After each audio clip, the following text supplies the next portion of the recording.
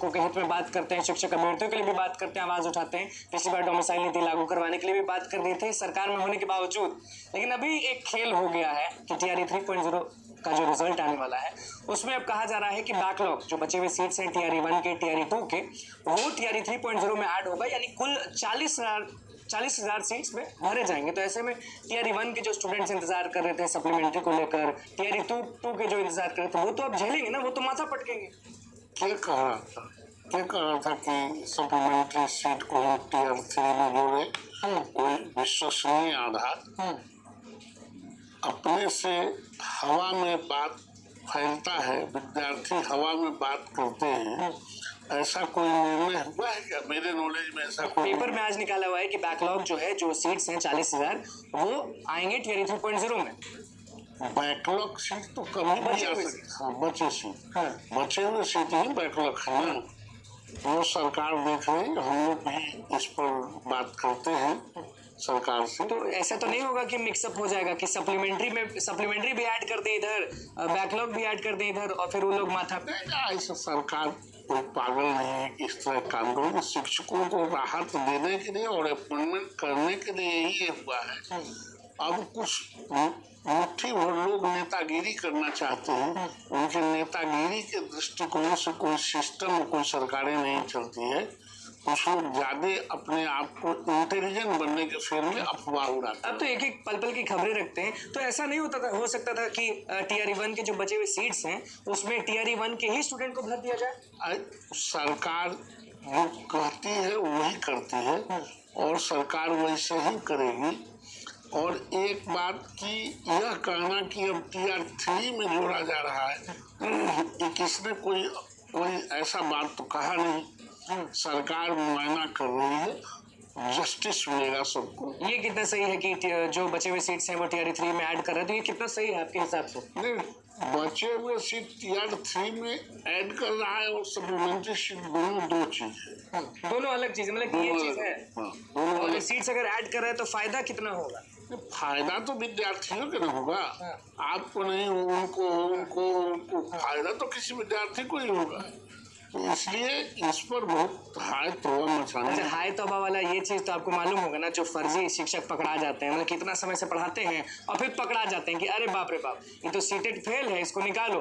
तो वो जो सीट है वो खाली होता है, उसको कब भरिएगा? क्योंकि सरकार में आप जब वैकेंसी आता है तो भरते ही ऐसा है कि जहाँ बड़े पैमाने पर अपॉइंटमेंट होगा तो उसमें 1%, 2%, आधा % गड़बड़ी हो ही सकता है। उसको सरकार से रिव्यू कर रही है, उसको हटा रही है और फिर सरकार उसको नीतिगत निर्णय लेके और कहीं न कहीं इंक्लूड कर रही है। अभी नहीं ना कि टीआरई 3 में भी गड़बड़ी हो जाए, फिर हाय तौबा लोग। अरे गड़बड़ी से ज्यादा गड़बड़ी मचाने वाले गड़बड़ करते हैं, हल्ला करने वाले गड़बड़। देखिए इतने बड़े पैमाने पर है तो गड़बड़ी का कोई लक्ष्य नहीं है कि आपको, अच्छा आप मान लेते हैं एक आदमी को रोक के दूसरा आदमी को ले लेगा तो उससे उसका घर लिखा जाएगा, ऐसा नहीं। कहीं एरर हो जाता है, उसको संशोधन करने के लिए फिर सरकार बैठी है। अब तो बेल्ट्रॉन वाली बात जो है वो आज स्पष्ट हो गई। हम गए थे बेल्ट्रॉन ऑफिस में, वहाँ पे जो एग्जाम कंट्रोलर हैं विजय कुमार सिन्हा, उनसे हमारी मुलाकात हुई। वो सीधे हाथ जोड़ लिए, बोले कि बीपीएससी का काम हम लोग नहीं उठाए, हम ओएमआर शीट चेक नहीं कर रहे। ये देखिए, ये कौन कॉपी एग्जामिन कर रहा है, कौन क्वेश्चन सेट कर रहा है, ये अभी के विद्यार्थी को, जो अभ्यर्थी है उन्हीं को पता रहता है। ये तो किसी को पता चलने का जरूरत नहीं, ये तो टॉप कॉन्फिडेंशियल माना जाता है।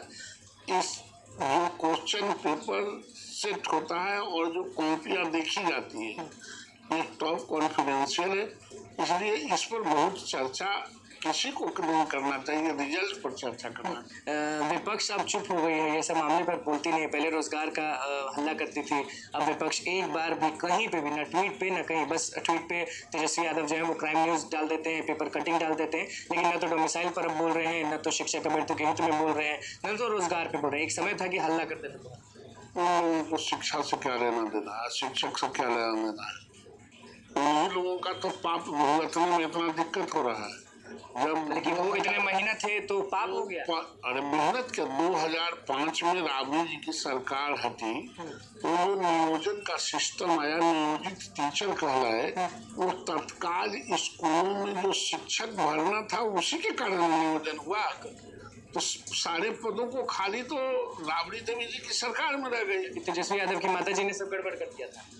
गड़बड़ नहीं किया, कुछ करबे नहीं किया, कुछ करते तो ना गड़बड़ होता, कुछ करबे नहीं किया, नहीं छोड़ दिया। स्कूल कॉलेज से इन लोगों को मतलब नहीं, जैसे साढ़ लाल कपड़ा देख के भागता उसी आयुर्वेदिक की सरकार।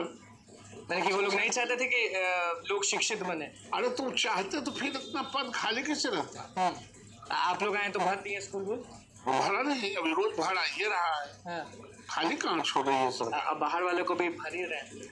बाहर भीतर भारतीय जो नागरिक है वो तो रुक जाएगा। लेकिन पहले तो आप अभी भी बोलेंगे ना कि पहले बिहारी को उसके बाद बाहरी को। अरे पहले कि चिराग पासवान जैसा भूल जाएंगे क्योंकि वो 5 सीट जीते तो भूल गए, वो नारा लगाते थे पहले बिहारी, अब भूल गए। अब चिराग पासवान क्या कहते हैं, वो चिराग पासवान जाने। आप क्या कहते हैं? मैं यह जरूर कहता हूँ कि बिहार के बच्चों का मुक्ति हो, लेकिन भारत के किसी प्रदेश के बच्चे अगर आते हैं तो उनको एक नियम के तहत उनको रोका नहीं जा सकता। ऐसे बहुत लोग अब कहते हैं कि 25 सामने है तो नीतीश कुमार भी बहुत ध्यान देने वाले हैं क्योंकि रोजगार अगर देंगे तभी जीतेंगे, नहीं तो फिर पटका लेंगे। इस सब हल्का फुल्का बात जो लोग करते हैं, अभी तो सब खिलाफे कर रहे थे नहीं जीता नीतीश कुमार और एनडीए। ये सब बात नहीं, तिथि रात के पैर उठा के सोता है इसलिए कि बादल गिरेगा तो पैर पर रोक लेगा। इसको लोकतंत्र से कोई लेना देना नहीं है, ये अलग मसला है, वो अलग। कोई भी चीज जो दिक्कत दे रही है शिक्षकों को वो आप हमेशा मुद्दा उठाते रहेंगे। निश्चित रूप से हम तो इसी के लिए बने हैं तो उठाते ही ना रहेंगे। क्योंकि नहीं बोलते हैं तो लोग कमेंट करने लगते हैं कि ऐसा कर रहे हैं वैसा कर रहे हैं, फिर अब उनके कमेंट से नवल यादव नहीं करता है, कमेंट से नहीं जाता। और टीआरई 3.0 में एकदम आपको भरोसा है कि सब चीज एकदम बारीकी से किया जाएगा? निश्चित रूप से होगा, निश्चित रूप से होगा। और जो भी डिजर्व करते हैं वो स्टूडेंट्स रहेंगे।